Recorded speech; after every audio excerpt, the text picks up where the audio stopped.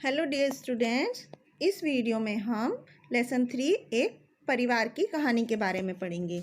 इस कहानी में एक ऐसे बच्चे की कहानी है, ऐसे बच्चे के बारे में बताया गया है जो गरीबी की वजह से अपना गांव छोड़कर शहर चला गया था और फिर वहां जाने के बाद उसके जीवन में क्या क्या हुआ, उन सब बातों को इस कहानी में बताया गया है। तो आइए अब हम इस कहानी को पढ़ना शुरू करते हैं। राजेश और रोहित दो बच्चे थे जो जयपुर घूमने गए। वहाँ उन्होंने आमेर का किला, हवा महल, जल महल देखा। ये सब जगह जयपुर की बहुत ही प्रसिद्ध जगह हैं, आमेर का किला, हवा महल और जल महल। तो जब वो घूमते घूमते बहुत थक गए तो एक चाय की दुकान पर जाकर बैठ गए। एक 9-10 साल का लड़का था जो 2 गिलास चाय वहाँ पर रख कर चला गया था। तो फिर वो लड़का बर्तन धोने लगा। बर्तन धोते धोते उसके हाथ से गिलास टूट गया, वो बच्चे के हाथ से जो 9-10 साल का था। तब वो बहुत ही बुरी तरह डर गया बच्चा कि अब उसके मालिक ने उसे आकर 2 चांटे लगाकर उसे दुकान से बाहर निकाल दिया। तो लड़का रोते रोते वहाँ से चला गया और सड़क के किनारे बेंच पर बैठ गया। तो रोहित और राजेश को उस लड़के पर दया आ गई। दोनों उसके पास बेंच पर जाकर बैठ गए। अब वो रोहित उससे पूछता है कि तुम क्यों रो रहे हो? तो नौकर बोलता है मालिक ने काम से निकाल दिया। तो राजेश उससे पूछता है बच्चे से कि अब तुम कहाँ जाओगे? तो नौकर बोलता है कि कहीं भी जहाँ काम मिलेगा मैं वहीं चला जाऊँगा। तो राजेश पूछता है तुम्हारा घर कहाँ पर है? नौकर बोलता है गाँव में। रोहित फिर पूछता है कि क्या तुम घर से भाग कर आए थे? नौकर बोलता है हाँ, मैं घर से भाग कर आया था। राजेश पूछता है कि वो क्यों भाग कर आया था? तो नौकर बोलता है मेरे 4 छोटे भाई बहन थे, बापू उसके पिताजी बहुत शराब पीते थे, माँ को रोज़ मारते थे, घर में खाने के लिए भी पैसे नहीं थे, इसलिए वो घर से भाग आया था। तो रोहित फिर उससे पूछता है कि क्या तुम कोई और काम करोगे? नौकर कहता है हाँ बिल्कुल, मैं मेहनत करके बहुत सारा पैसा कमाना चाहता हूँ जिससे अपने छोटे भाई बहनों को पेट भर के खाना खिला सकूं। तो राजेश उसे कहता है यदि हम तुम्हें और तुम्हारे भाई बहनों को पढ़ने के लिए स्कूल भेज दें और पेट भर के खाना खाने का भी व्यवस्था कर दें तो क्या तुम हमारे साथ चलोगे? तो नौकर कहता है कि मेरी माँ का क्या होगा? तो मेरा बापू दिन भर जो भी कमाता है वो सब शराब में पैसे उड़ा देता है, मैं अपनी माँ को अकेले नहीं छोड़ सकता।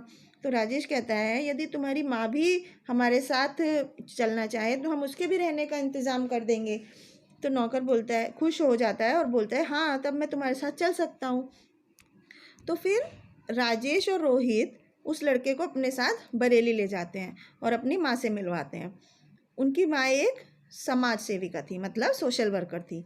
तो वो बहुत ही बेसहारा लोगों की मदद करती थी और एक छोटा सा स्कूल भी चलाती थी। तो राजेश और रोहित उस लड़के के सिर पर हाथ रखते हुए बोलते हैं कि आज से तुम बेसहारा नहीं हो। तो बोलते हैं माँ बेटा तुम्हारा नाम क्या है? माँ पूछती है। तो नौकर बोलता है कन्हैया। तो माँ बोलती है रोहित, कन्हैया से उसके गांव का पता लेकर इसके परिवार को यहाँ बुला लो। तो कुछ ही दिन बाद कन्हैया के माता पिता और भाई बहन रोहित और राजेश के घर आ जाते हैं। तो राजेश उनको अपनी माँ से मिलवाते हुए पूछता है कि क्या आप यहाँ रहकर अपने बच्चों को पढ़ा लिखा कर अच्छा इंसान बनाना चाहते हैं? तो हम आपको भी कोई काम दिलवा देंगे और रहने की भी व्यवस्था करा देंगे। तो जब तक सारा इंतज़ाम नहीं हो जाता आप हमारे साथ हमारे घर में रह सकते हैं। तो कन्हैया के पिता बहुत ही ज़्यादा शर्मिंदा होते हैं और कहते हैं कि आप लोग हमारे लिए भगवान हैं, जो आपने मेरे परिवार के लिए इतना सोचा। मैं तो पापी हूँ जो अपनी पत्नी और बच्चों का दुश्मन बन बैठा।